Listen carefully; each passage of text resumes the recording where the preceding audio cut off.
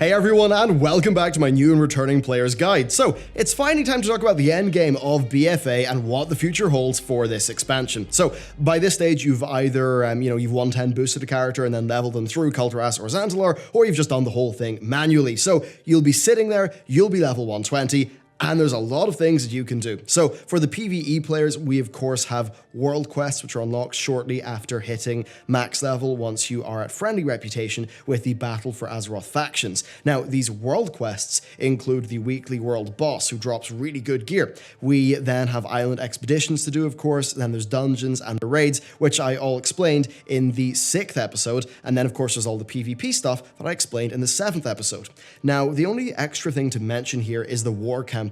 This is a narrative-focused questline that continues the main story of this expansion past the initial leveling process. So you will generally be chasing down two things at the endgame. You'll want better quality gear, and you'll want more artifact power, and it turns out that's a great way to explain how the endgame works. First up, artifact power. So artifact power levels up your Heart of Azeroth necklace, so the more of it the merrier. Now, artifact power comes from a wide range of sources, but primarily it's from island expeditions and world quests. So when you look at your expedition table, you'll see a big Azerite bar. Well, collecting Azerite on expeditions fills up this bar, and when you fill it, you'll get 2,000 artifact power. That's a weekly reward, so it is totally worth doing every week. Now, world quests then drop a bunch of AP themselves, as do emissary quests, which are of course displayed on the bottom of your world map. Now, doing weekly islands and then clearing your emissaries, that's a great way to start leveling up your Heart of Azeroth. Okay, next up, gearing. So gear comes from a wide variety of sources. World quests drop gear of an item level that is based on your character's current gear, such that they're generally quite rewarding for much of the early on gearing process. So just look across the map, look at which world quests reward gear that's good, and keep an eye out for whenever an emissary quest drops gear, because they're often quite powerful in comparison.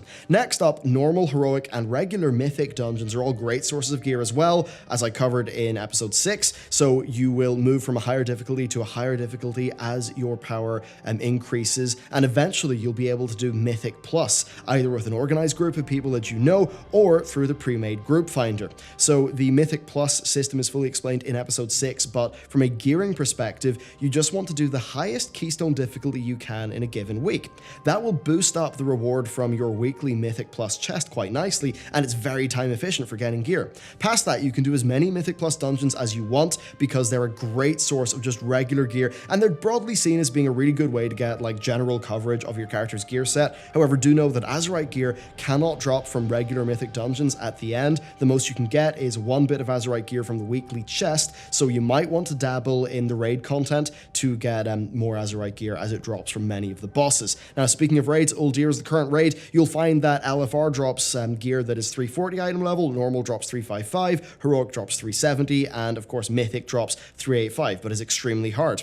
Now, regular gear from all of these sources can Titan Forge, but Azerite gear cannot. This means that the item level drops of Azerite gear are fairly tied to the difficulty of the content that you do. So if you want 355 Azerite gear, then normal mode Uldir is the place to go. Now, the methods that I've just talked about here, these are like your bread and butter sources of gear, but there's a fair few others. So warfronts are a great source of gear, especially for newer characters. Every time a warfront is active, you will get a quest to complete that warfront, and that'll give you a bit of 370 gear. Now, that's heroic Uldir quality, so it's really worth doing. Now, repeated wins of the warfront will net you 340 gear, which is great for bringing a new character up to speed, provided you, of course, meet the 320 item level entry requirement. But that should have you should have that covered through the quests and the dungeons. Now, in terms of some other things, the regular world boss can be done by everyone on a weekly basis for a bit of 355 plus gear, though do note that every warfront cycle where you are not fighting the warfront, there is content in Arathi Basin that, there's a world boss that drops a 370, and there's a bunch of quests that will give you some 340s, as well as some other useful resources as well.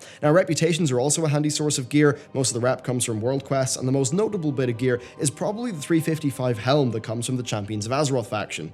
Next, PvP is a brilliant source of gear, and it's one that I've recently really got into myself. So each week you can fill up your conquest bar for a fixed bit of loot, and whenever you fill that conquest bar, you will also unlock a chest containing a bit of gear gear that is based on your PvP rating. So one of the PvP developers recently posted a handy chart of how all of these item levels work, so you can check that out.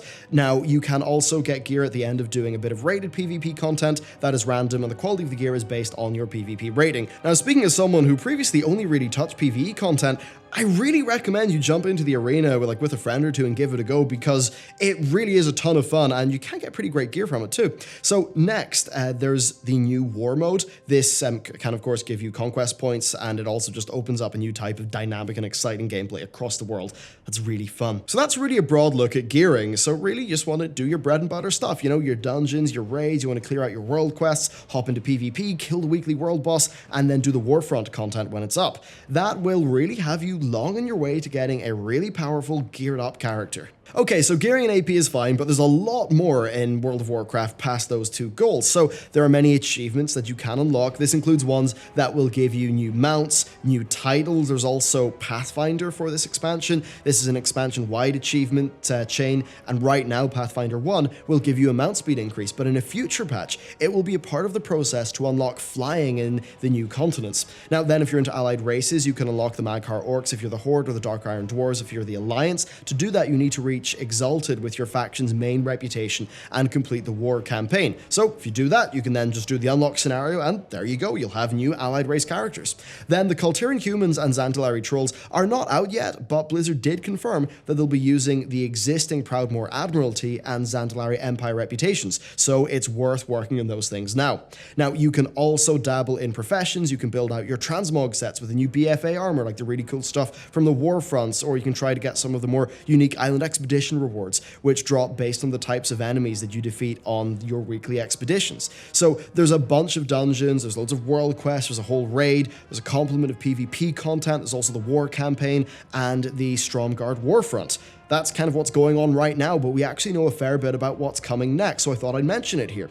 Patch 8.1 Tides of Vengeance has been announced, and it's going to feature a new Warfront in Darkshore, a new leg of the war campaign story that really kicks the faction war into gear, as well as two raids, the Siege of Zuldazar and the Crucible of Storms. They're also adding in a great set of new visual rewards, so there is Dwarf and Blood Elf Heritage Armor, there's some new animations actually, especially for the Paladins. They're planning to make some welcome gameplay improvements to island expeditions, as well as bringing in a new wave of Azerite gear that is going to come with a complement of new traits to unlock. So, yeah, you know, it's time to get started on all this stuff. I just say take it easy, have fun, find people to play with. Community resources will be really useful to you. Finding a good community for yourself will be really useful. Now, we're doing a sort of WoW encyclopedia for the next episode of this series, but you can, of course, check out my channel for loads of other guides, as well as many community sites like Wowhead and the countless other World of Warcraft YouTubers who are out there. There is a massive community of people who make content about World of Warcraft. So if there's any specific part of the game that you're really interested in getting the specific details of,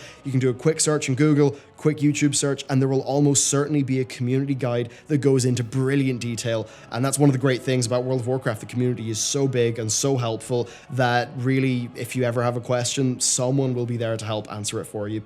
So that's it for this episode. I hope you've enjoyed it. Thank you for watching, and I'll see you next time.